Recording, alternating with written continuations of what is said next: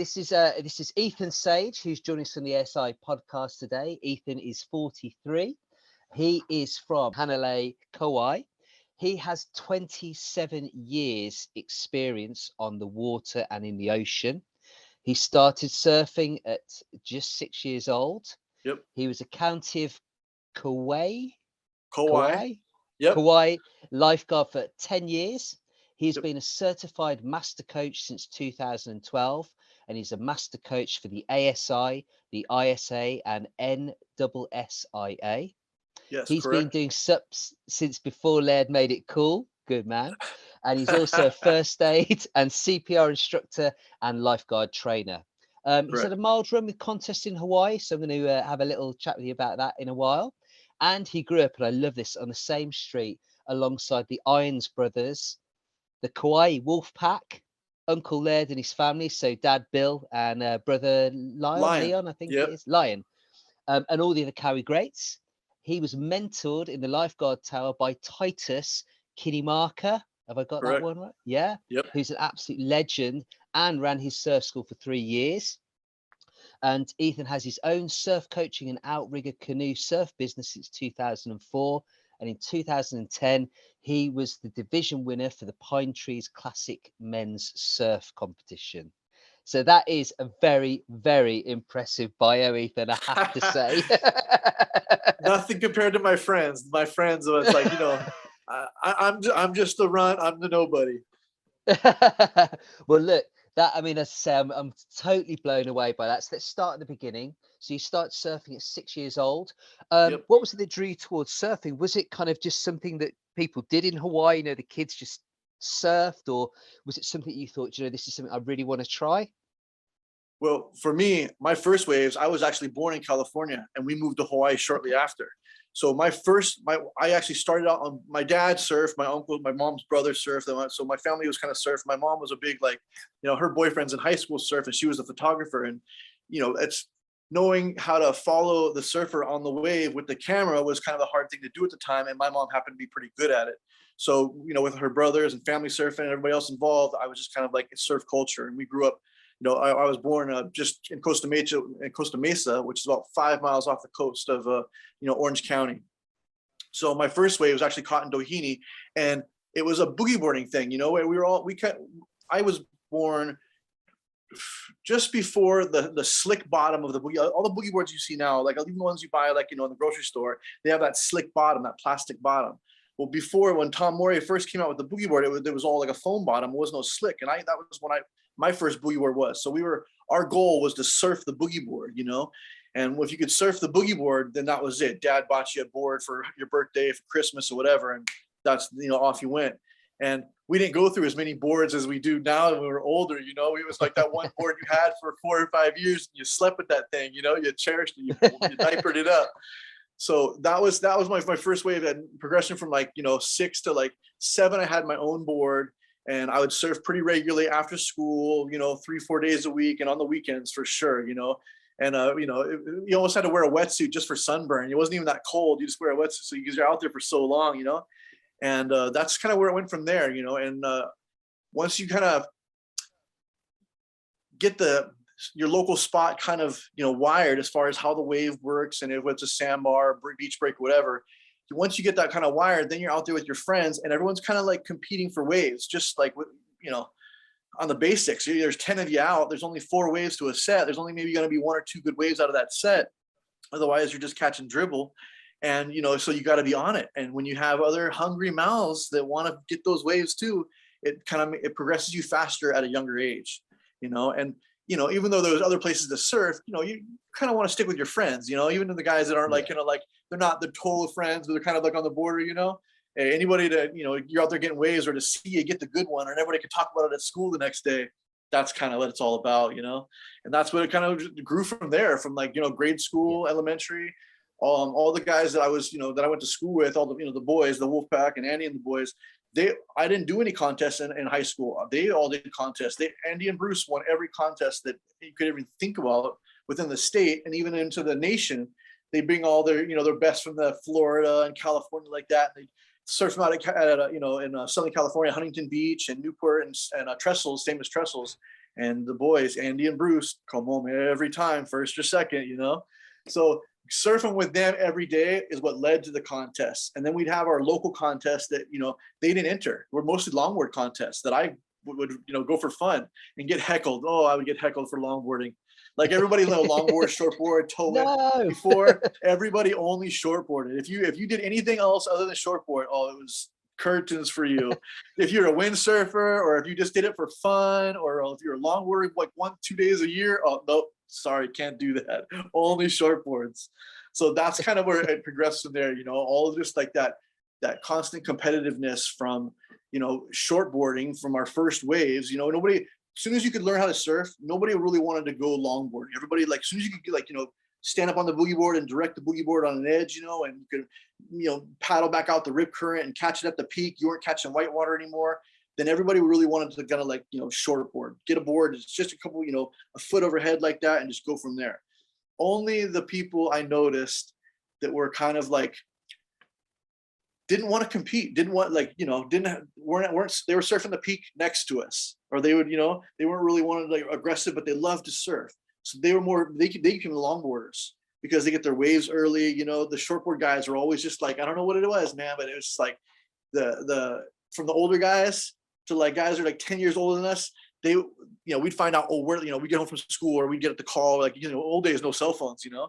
So we'd get the call or early on or whatever and say, you know, oh, this is where it's going to be good after school. So we head over there, and all we're doing is we're just replacing a generation that was 10 years older than us shortboarding out there, 10 plus guys, whatever. And then all the young guys come out, and only a few of the old guys would ever like yell or heckle or try to, like, you know, muscle his way in with all the young guys. You know, most of the time they would give it up. We'd go out there, and we, you know, as the cycle repeats itself, now I'm the old guy that waits for either the early morning or when there's no young guys out, you know? So that's kind of where it's got, you know, it's grown to.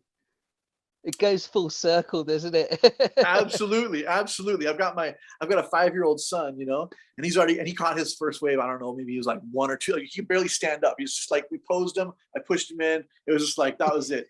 After that, he has barely any desire to surf right now. Like he care less. Oh. But he probably get into it, won't he? My son kind of about probably a little bit, maybe 7, 8, he started to, I Okay. put him on a paddleboard and kind of got going with him, and he's hit and miss. I'm gonna say we don't live by the beach, but he'll kind of do it when he wants to, and then he's not really into it. But I bet your son, when he's given a little bit of time, he'll be. What I notice is if he has a buddy and dad's not involved, then it kind of like seems like it takes off more. Then they kind of like, you know, if his friend wants to surf, then he has to surf too, you know. And just so happens dad has all the boards, you know, like what a coincidence. That's got the toys. Yeah, you know. But I noticed, like, it's almost like that competitive nature, like you were talking about before. You know, it's like all he needs is like a buddy to play with, and that playing back and forth. I see his friend, you know, trying to, you know, step up and swim as good as my son can, and, you know, just back and forth. So it's like I find it as a tool in many ways, you know. And I even use that kind of like that same kind of relationships when I teach. Something, you know, just stuff you pick up, something so you can translate. You know, if you can, like, you know, if you got 2 friends like that, and you can like master the friends, then you can get, you know, then they're out of the way. Because usually it's like the kids you worry about when you're teaching, you know, and you want to make sure always the little ones are always safe and taken care of and don't get hurt, you know. And if anything goes down, they get taken care of first, and all that stuff, you know. But it's funny is that mom's the big, you know, mom's the issue, you know. She you know, she's strong enough to do it and physically able to do it and stuff like that, but then getting her to do it, getting her to follow directions like the kids do, you know. Pretty fun. They can be worse, can't they, adults sometimes? We've accumulated so much head nonsense, you know. So we were really, whether we, you know, where we come from or what we read and what we believe and who we hang out with and whatever they tell us, you know. But it's funny is that, like, when you get, like, early on, we were given basics of, like, you know, whatever we're using, a fishing net or a longboard or a surfboard or whatever. This rules to this thing. You know, you can do it at this, like you can do it like this, but you can't do it a certain way, you know. And when we kind of like stay within those realm of those rules of kind of like natural law rules, you know, and we're by ourselves and with nature, or with our kids and with nature, we kind of like, I think we learn something. We learn a lot in a short amount of time. And it kind of like frees us up. It like, I don't know. I don't want to say it empties our head, but it definitely like gives us more space in it, you know, and it kind of gives us more relaxed, more peace and stuff like that. And that's kind of like a lot of most lessons I do are just one timers, you know, people will maybe 1 in 20 or 1 in 30 will actually, you know, go and get a board or get, you know, do it again and stuff. So I really try to make it like the most eye-opening experience, you know, without getting like corny and cheesy and, you know, just kind of like overbearing and stuff. But I just try to make it like you guys can do this anywhere, you know, and what it does for you is really good for you. It's really good for your body. It's really good for all of your feet and stuff. And as far as, you know, all of the available activities and, you know, exercises that are pretty strenuous and, you know, aren't like going for a walk down in a park, you know, then it's hard. It's hard for people. So I just try to like always make that just really clear with them. It's just like, you know, look how well everybody's doing, you know, and just really pump them up as well as their ego and show and tell them like, not, you know, not really fantasy stuff, but why they're doing so good, you know, like look at your boards. The boards you guys are on are perfect because of this.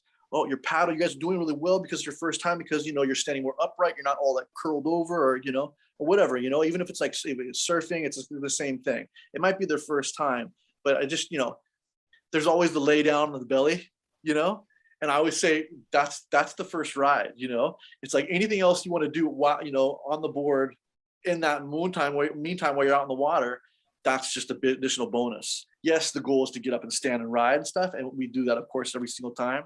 But it just pumping their stoke, you know, making them achieve those little battles or whatever you want to call it, you know, those little victories, and that way they have, you know, better self-esteem rather than like, you know, having like the end goal to try and just get up. And if they don't get that, then they get frustrated faster and they just get like, you know, it's just like, this isn't for me, you know, but it's for everybody, you know, that's the part. It's like these sports, these surf related sports, or these ocean mastering sports. I mean, windsurfing is, hey, it's still surfing, but it's just different, you know? Yeah. So they're for everybody. And I wish more people would do them. I wish there was more, like, they're so expensive. Everything is like so pricey, you know? And even nowadays with foiling and all the other stuff, I mean, getting it used is still pretty big bucks, you know? But all of these, and there's still, with all these new fun toys, there's still no lines in the road. There should be, you know, like there's no foiling, you know, you don't foil within, there's a bunch of people out when you're just trying to begin, or even if you're like a, you know, hot dog, I don't think everybody should be foiling and surfing together. Those things are just like, those are different, you know, there's still rules in the road. Yeah, you know, and you're not out stand-up paddling when it's like 25-mile-an-hour plus wind, you know, unless you're like, you know, going downwind, having at your back and you're like, you know, geared up to do so.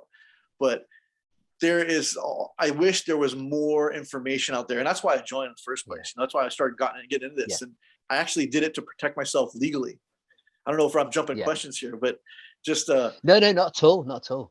So when I first in Kauai and in Hawaii in general, the only rule, there's only a couple islands that did surf lessons. You know, surfing was on every island for thousands of years, but they only really did surf lessons and pumped it. And, you know, publicity wise was in Waikiki and Honolulu, of course.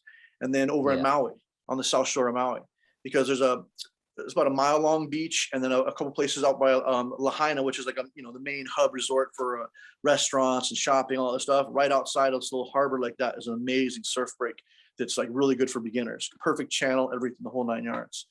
But when Kauai got their big boost, I read say it's kind of funny how when my friends, when Andy Irons won his first world championship and became, you know, the champ on the list, you know, Kelly Slater was the guy for decades before that, you know, since he was a little kid. And so my friend Andy was really put in the press. So I'd say right around 2002, 2003, we started to see a jump of like, you know, when I was a lifeguard on the beach, a really busy day, maybe during the holidays like that, we'd have maybe 400 people on a beach that was maybe almost 2 miles long, which is like nothing. And that jumped from like to like maybe 1,000 people a day in a matter of like 2 years. So from when Laird at the same time, I think it was either the year after I want to say it was the year after. I think Laird really pumped the stand-up paddling in 2002 was the first time we seen him in the lineup. And within like a week of him being out there, 5 guys were out there on their boards. Like they're either custom made or they were like, you know, out there with Uncle Lairdo, trying to compete for stuff. And then the boards were really primitive. So they really progressed in, you know? So since it really got so busy and stuff, and there was so much population, like the need for, the need for surf lessons arose. I mean, a couple, like Uncle Titus and this other guy named Mitchell Alapa, who's another Hawaiian, native Hawaiian, they were kind of competing with each other. And they were, they wanted all the hotels and all this big stuff, but there was so much overflow that literally 10, maybe 20 other people started up doing lessons on the side. And then we're just, everyone was just so busy. And it stayed busy like that for, I mean, up until pre-pandemic, maybe just 6 months before the pandemic hit. It really started to slow down for some odd reason. But anyway, that in itself, with all of the, I've always been a certification guy. I've always done, the lifeguard classes and like that. And so for me, I was just like, I was good at what I did, and I was really good at what I did, but I never been taught. And the only people that were like teaching me were just told, with little things in the ear after I was done doing a lesson, or after I came out of the water. Uncle Titus would tell me this, or Laird, or there's some other uncles and stuff that remain to be nameless, but they would just they themselves were beach boys back in when working under Duke, because Duke passed away like in the late, I think it was late 60s, early 70s, and these guys were like I'm talking maybe 12 years old till maybe early teens, working under him, washing his car, working on the beach, doing the whole trip. So they had like all of these little tricks that were just amazing, and a lot of them were like science based. And they weren't just like these, oh, do this, no, that, like the you see on the movies. This was actually based on just basic physics that, that they call their center. They wouldn't say, why and now, but they just said their center. And so either whether it was stand-up paddling, being in the canoe, or being on a surfboard, they were all related. And that's how I just kind of like grew from that. So having all these things, I wanted to go to the next level and get my certification. So I was, searching it out probably like around 2007 is when I started to look around, and there really wasn't much. ISA had this stuff, but it was really cheesy. It was really expensive at the time. And it was the people I knew that were doing it didn't have, to be honest, didn't have much skill. So I wasn't, I know the credential was one thing, but I'm not going to, I just, my ego at the time wasn't going to go get certified by somebody that didn't have the same skills as I said. So I just kind of like waited around and just kept my lifeguard and all that other stuff. But what I noticed, all these other certifications, and what I started to run into when I was started to create a business out of the whole deal, and be professional on the beach and all that other stuff, and all my paperwork together, that there was no surfing involved. There was no surfing or rescue board. Even in the USLA, there was a rescue board to paddle out, put them on the board, a technique, and then bring them in. There was no about where to enter the water, into the rip currents. There was no riding the waves. There was none of that stuff. There was not even testing for it. We just kind of like as lifeguard trainers, and I was a lifeguard myself early on, we just knew what to do and we utilized it. But that in itself kind of like got me really always just looking and searching, and maybe something would come up. And I found there was this, they're still in operation. There's a surf camp or company based both out of Wilmington, North Carolina, and they did all of their in-house certifications. So skill wise, I'm still not sure. I haven't seen them actually do any of their work, but I've actually tried to get employed by them. I've actually tried to get into their certification program stuff. But what I realized was it was just for their people that they hired for their surf camp for like the 3 or 4 months for all the little kids, whatever. But they had it all broken down. They had it broken down to, like, they call them the guppies, where like there was like 6-year-old kids and less, where they were just doing boogie board stuff, whatever. Then they had the next group. And with every group, they had, it was something like, it was the first time I seen ratios. It was 4-to-1, 5-to-1, whatever. But they had 2 instructors for like, I think it was every 6 kids or something like that. But it was the first time I seen structure. So when I saw that, and you could just read it online, and this is like, I'm like I said, 2006, 2007, first time I'd really kind of like, looking for it. And I think, I'm not even sure when ASI has been around. ASI has been around like one of the longest for sure, probably around that time, 2005, 2006, something like that. But you have to ask Tanya on that one. But that itself, and then the pressure from getting permits, because the only place they issued permits to do a surf school was in Waikiki, and then this issued you from the Harbors Division a special card called a blue card, the famous blue card, and they were extremely hard to get, and you generally had to have somebody that was an instructor already that had a blue card to sign for you, which was next to impossible, because the only way you could get in is if you the company hired you. Now they're hiring college kids for $10 an hour, line them up as long as they can down the street, you know, with like no quality whatsoever. But that's what they got going on now. And so now it's just like, it's a common thing. And the whole surfing structure for anybody to like test you on what you're supposed to do with the board, or if any kind of, you know, basically how they judge your eligibility, there's no one for that. It's all just, I don't know, for lack of a better word, kind of a fraudulent paperwork going on there in a government office, you know?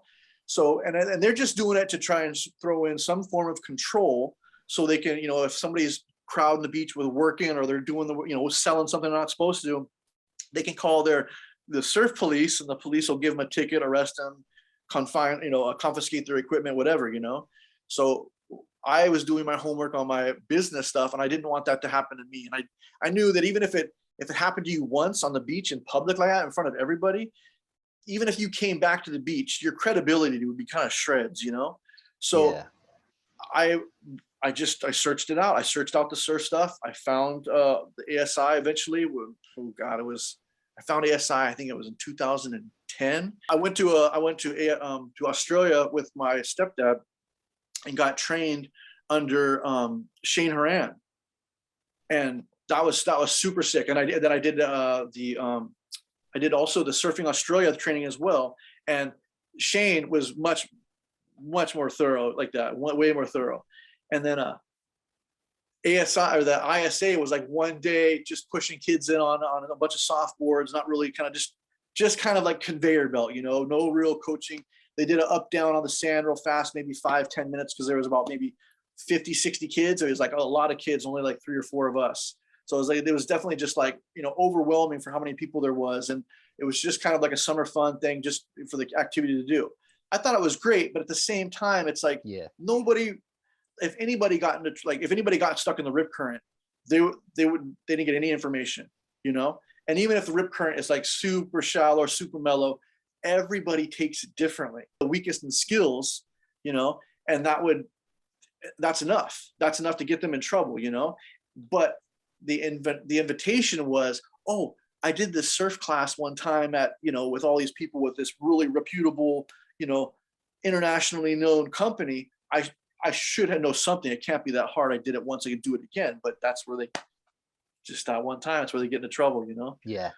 So that in itself, that's why I got certified. That's why I got my stuff to you know, protect my neck, you know, protect my company from the very get-go. If the certification is available, I got it, you know? I used to have all my certifications in a little black like book, all waterproofed, and keep it with me in my canoe. And I put all my boards and all my stand-up paddle boards and all my equipment I would use for the day's operations, I'd put them on top of my canoe. But I had that book. So if any government official came down to say, hey, let me see your stuff, I got the highest in the land, sir, you know? And that was not only for like certification wise, but also like training. So, you know, anything goes wrong, I know what to do. I've already been through all the, you know, blood, guts, and gore, pulling people out of the body for 10 years, taking people on a tour where it's safe or whatever. No brainer for me, you know? So I just kind of like had all my stuff ready to go, had it in my first aid kit when I go far places, I had all my certifications with me and stuff. And that kind of protected my neck. And because there was no permit process available in Kauai at the time, not until 2011 that they've actually like, you know, fight over 8 permits that they still gave out illegally. So the rest of us, we just kind of work in a cowboy sort of way, but we follow the law. So we don't take any money on the beach. All of the bookings are all done beforehand. We don't bring any of our cars down into the county parking lots. All of our cars are always either parked on state property or they're dropped off and picked up. You know, our guests are dropped off and picked up, which is, you know, at the same time, it's kind of more luxury. You know, your guests are taken care of. They don't go off and make trouble anywhere else. And off they go, you know? So that's that in itself. That's where it began. That's where how I got it. And that's where I'm at today, you know? Yeah, you can, you know, listening to you can really see how much passion you've got as a person for, I mean, just for the water in general. That really comes through. And what could I be get from you as well desperation too, though. No, you can really see it. And I think the other thing, I mean, like you said, that the massive importance of safety, and it does seem to be happening again with I mean, I've got my own experiences for that with paddleboarding, where you know, there isn't the quality there, and people are kind of coming through trying to teach lessons, and they haven't really got the skill. You know, they've been paddling 6 months themselves maybe, and they want to be an instructor, and they want to get in there and they want to do it. Yep.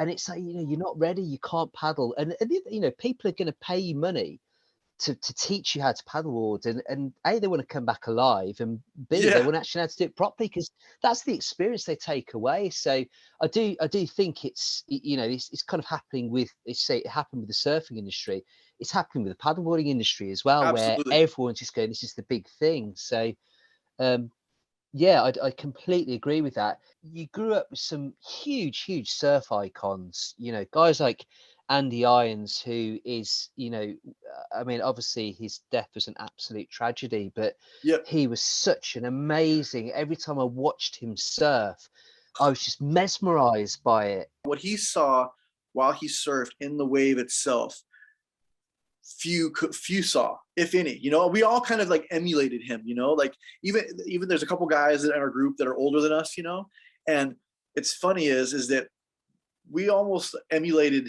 those older guys first. But when Andy came along, everybody kind of adjusted their style, adjusted their approach, their stance, their arm movements, their hands, even how they held them and stuff. And we all kind of tried to like be a little more Andy, you know? It's like, but at the Yeah, same time, we'd hate on him. You know, we hate him. We get to land, we tease them, we try to, you know, we pick on him, and every chance we could, fight against them, you know, because that's all we got. You know, when it yeah. comes to the water and where we all love and we think we're something special, you know, we see who really is, you know. I mean, he was that, just that next level above, wasn't he? Ugh, It was running through fun, his really, veins. really So fun to watch. Very fun. yeah, yeah, and obviously Bruce as well, his brother. I mean, but my kind of my question really was, is that, you know, what was it like growing up in an environment with, you know, people like Laird Hamilton next door, and the Kauai Wolf Pack, and you know, all these kind of greats. You know, these are the guys you were sharing the water with. I've seen them on, you know, on TV and YouTube. I've never seen these guys in the flesh. What was that experience like for you? I guess the rules was always play it cool and always try to pretend you're cooler than they are. Yeah, I like it. Because as soon as you start, you know, they catch you staring, you know, you stare Yeah, too long, you know, like you know, they're getting that wave that you were supposed to be on or you want, you know, like that. You know, you give a little glimpse over and stuff, but you don't look at it too long. You know, you don't. They start knowing that you're jimming or jamming, and like you're just like everybody else. You're just like you're a fan, you know. But you know, we're not. You know, we have to yeah, be fans secretly, you know, because everybody yeah, was trying to be a star. You know, it was like, you know, when Andy and Bruce came about, there was no first or second. There was like, who's going to be third or fourth? You know, like who's excited to be third or fourth? Because they opened the doors for all the Kauai people. Everybody that, you know, there was a few predecessors, you know, like Kaipo Hakias, you know, Untitled, Byron Wong, but yeah, you know, Max Medeiros, a bunch of amazing guys, you know, the Ho'okanos, Kauai Ho'okanos, because there's some Oahu Ho'okanos too. But those guys at the time, it was like the momentum generation is what we call it, you know, is when we had Kelly Slater. mm, They mm, they were, oh gosh, I want to say about 7 to 8 years our senior. And so in high school and in, you know, from the first movie came out, I believe in the 1992 was, and it was called Momentum. And Taylor Steele made it. And there had been there'd been surf videos for decades before, but nothing like this came out. And the crew that came out were really special. There are mostly a bunch of Southern Californians, a few Floridians, Kelly Slater, of course, the Hobgoods and whatnot, you know. And you know, that was it. And the way they surfed was different than anybody else. I mean, they're even the Australians at the time, like they still had an 80s flow to them. You know, you had Gary and Martin Potter and all, you know, all the whole, I mean, there's Australia's just like got thousands, like literally thousands of yeah, amazing surfers, you know, but the style that they had was more 80s. You know, the flair was almost like, you know, it's like going from like hair bands and rock and roll, and then all of a sudden you meet Nirvana. You know what I mean? It's like what is this? And coincidentally, that's when Nirvana came out. Nirvana was on the video itself, and so that whole change in time was like amazing. And surfing became like Hollywood, and it was from that point forward is when we started to have movie stars, and like they've always been kind of around, but we've always been kind of like in the back, you know, we were at the party sort of thing, you know, and surfers became the party. We became the mm, rock stars, you know. We were traveling around the world, and you know, our job was to surf on a contest or something, you know. Rock stars had more of a job than we did, and they travel around the world and they have to like go to a concert, do this, you know, sign autograph. Surfing was just different. Surfing was like we were getting paid tons. These Kelly Slater and his crew were getting paid tons of money. So that was kind of like the momentum for like the Kauai crew, you know. And they saw that, and they were like, we were in high school. We'd go in history class was like best. We'd do 10 minutes of like actual history, and the rest of the time the teacher would be watching the surf movies with us because the teacher happened to surf. So he was like, that's my like kind of lesson. Yeah, we have a 50-year-old dude who's like just like a little schoolgirl all over, you know, I should say like the girls of the Beatles, so they throw their underwear, you know. Yeah. That's how he is on the irons on the whole surf crew. He's just like, hey guys, like, you know, how can I get you anything? You want an A today? You know, what can I get you, you know? So watching these videos was just like the motivation. And it was funny was that I'm in class with guys that are just as good as or better than the guys I'm watching videos with.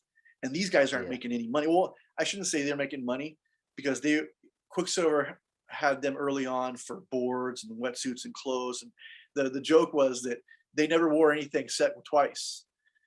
No kidding. Like, I mean, Bruce and Andy, they never wore anything twice. They never saw the same shirt. Their stuff all had tags on it. It always came out of the plastic package. The UPS hit their house more than any other house in the whole neighborhood, you know? So it was a joke. And so when that finally, you know, came about, it was just it was a big blow up. It was just kind of like how it was really nobody around. There was no surf lessons, and all of a sudden there was just like population everywhere. Everyone wanted to move to Kauai. Everybody wanted to visit Kauai.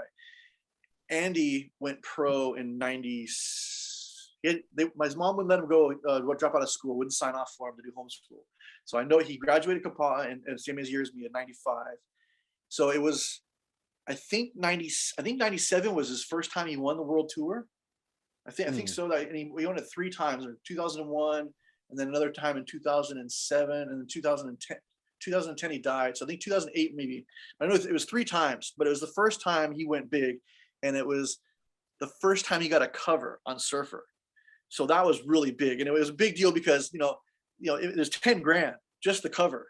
That was just for what Surfer paid him, and then you have all the endorsements that all his Quicksilver pays and whatever else, And I remember when 18, he signed a contract for like 700 grand, and within I think less than 2 years, he got like 3.1 million.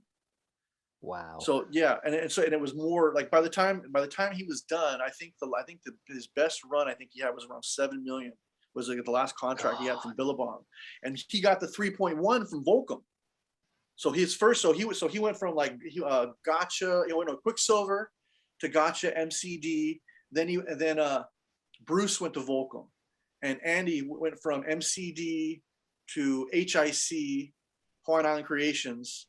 And then I think Billabong got him up around 2001, and after that it was just like once he had the jet, once he had the personal jet, that was it, Tahiti, Indonesia. What do you need then? Boys flying with me, it was like it was crazy. It really was. It was crazy.